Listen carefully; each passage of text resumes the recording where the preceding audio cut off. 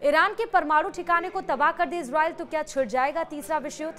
Iran परमाणु हथियार बनाने की तैयारी में है, लेकिन इजराइल नहीं चाहता कि ऐसा हो।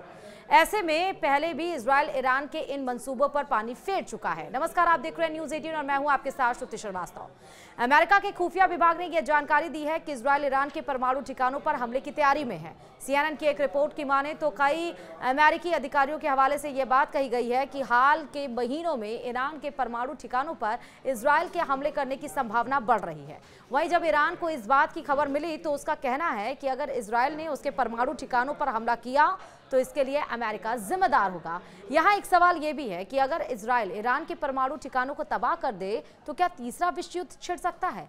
परमाणु हथियार बनाने की कोशिश ईरान कर रहा है। जी हाँ, 2000 के दशक से ईरान ने एक परमाणु ऊर्जा उत्पादन प्रोग्राम की शुरुआत की है। ऐसे में कई लोगों का मानना है कि इसके जरिए वो परमाणु हथियार बनाने की कोशिश कर रहा है, जिस तरीके से भारत और पाकिस्तान ने बनाए थे। वहीं ईरान के बारे में ऐसा माना जाता है कि वो परमाणु हथियारों के लिए दोहरे रास्ते का इस्तेमाल करता है, जिसमें असैन्य परमाणु प्लांट से प्लूटोनियम निकालता है और ईरान से ही निकाले गए यूरेनियम का संवर्धन करता है।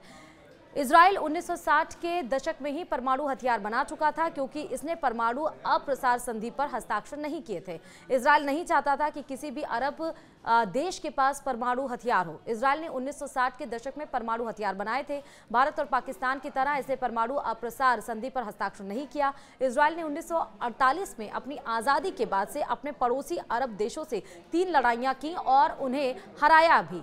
परमाणु हथियार बनाने के बाद से ही इजराइल ने पूरी कोशिश की कि किसी भी अरब देश के पास परमाणु हथियार ना हो जिससे उसके अस्तित्व को खतरा हो। इसने 1981 में इराक और 2007 में सीरिया के हवाई हमले किए ताकि उनके परमाणु रिएक्टरों को नष्ट किया जा सके। इजराइल का मानना था कि ये देश परमाणु हथियार बना सकते हैं। वहीं 1979 यानी 1979 की क्रांति के बाद से ईरानी सरकार ने सीधे तौर पर इजराइल को निशाना बनाया और ईरान के नेताओं ने लगातार ईरान को नक्शे से मिटा देने की धमकी दी। वहीं इजराइल ने 1980 के दशक से एक सीक्रेट प्रोग्राम शुरू किया ताकि सुनिश्चित किया जा सके कि ईरान को परमाणु बम ना मिले। इसके तहत इजराइल ने ईरान के परमाणु हथियार वैज्ञानिकों की हत्या की और कंप्यूटर वायरस का इस्तेमाल कर रिएक्टर सेंट्रीफ्यूज को भी नष्ट कर दिया। लेकिन कुछ तकनीकी और भौगोलिक मुद्दे हैं जिनके कारण ईरान के परमाणु ढांचे पर इजराइल हमला नहीं कर सकता और इसीलिए वो लगातार, आपने देखा नेतन्याहू और डोनाल्ड ट्रंप की बंद कमरे में 2 घंटे तक बातचीत हुई। अब ईरान इसी को लेकर कह रहा है कि अगर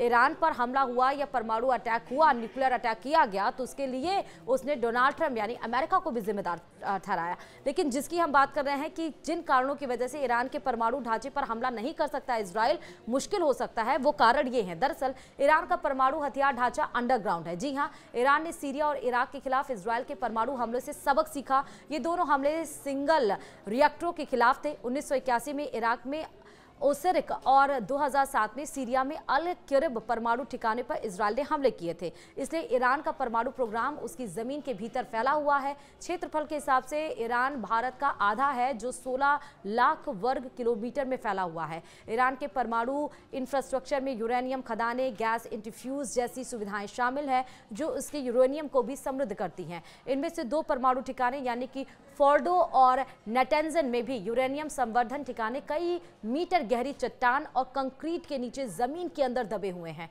इन ठिकानों को लेकर सटीक बंकर बस्टिंग हथियारों से भी निशाना बनाया जा सकता है। तो वहीं इजराइल की वायुसेना की कुछ सीमाएं भी हैं, जैसे ईरान इजराइल की सीमा से 1000 किलोमीटर दूर है। इजराइल उसके परमाणु ठिकानों को बर्बाद करने के लिए एक असाधारण और मुश्किल सैन्य मिशन शुरू कर सकता है, जिसमें मुख्य रूप से लड़ाकू जेट शामिल हो सकते हैं। इन लड़ाकू विमानों को हवा में ईंधन भरने और अपने लक्ष्य तक पहुंचने के लिए अत्यधिक दूरी तक उड़ान भरने की जरूरत होगी। लेकिन यहाँ भी एक समस्या है। दरअसल इजराइल की वायुसेना के पास ईरान के ऐसे परमाणु ठिकानों को नष्ट करने के लिए ना तो प्लेटफॉर्म है और ना ही विशेष हथियार। जैसे फोर्डो और नेटेंजन जैसे अंडरग्राउंड ठिकानों को नष्ट करने के लिए इजराइल को GBU यानी 57 मैसिव ऑर्डिनेंस पेनिट्रेट यानी कि एमओपी जैसी किसी चीज की जरूरत होगी जिसका वजन 12 टन से ज्यादा भारी और जो 6 मीटर लंबा होता है। तो वहीं एमओपी मिट्टी के 61 मीटर नीचे घुसकर विस्फोट कर सकता है, लेकिन इसे केवल B-52 और B-2 जैसे अमेरिकी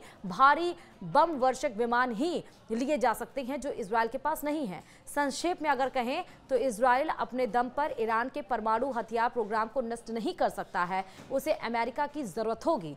अब तीसरा पॉइंट आता है, क्या इजराइल खुद से ईरान के परमाणु ठिकानों को बर्बाद नहीं कर सकता?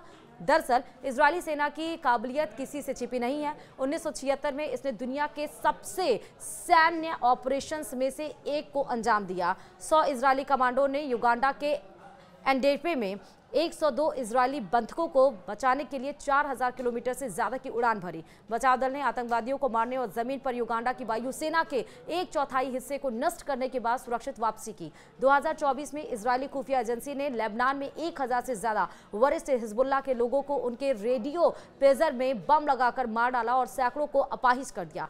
इजराइल ईरान के अंडरग्राउंड परमाणु ठिकानों को निशाना बनाने के लिए स्वदेशी एमओपी बना सकता है। इजरायली एमओपी का या तो C-130 हरक्यूलिस विमान या फिर बैलिस्टिक मिसाइल से लॉन्च किया जा सकता है। इनमें से किसी भी प्लेटफॉर्म का इस्तेमाल करना रिस्की और तकनीकी चुनौतियों से भरा होगा, लेकिन जैसा कि इतिहास हमें दिखाता है, इजराइल ने अतीत में हमेशा इन चुनौतियों का सामना किया है। वैसे तो इजराइल ने अभी तक ईरान के परमाणु ठिकानों पर सीधे कोई हमला नहीं किया, लेकिन साल 2023 से दोनों सीधे तौर पर आमने सामने हैं। दोनों देशों ने एक दूसरे पर मिसाइल, ड्रोन और लड़ाकू विमानों के जरिए एक दूसरे के क्षेत्र पर हमला किया। इससे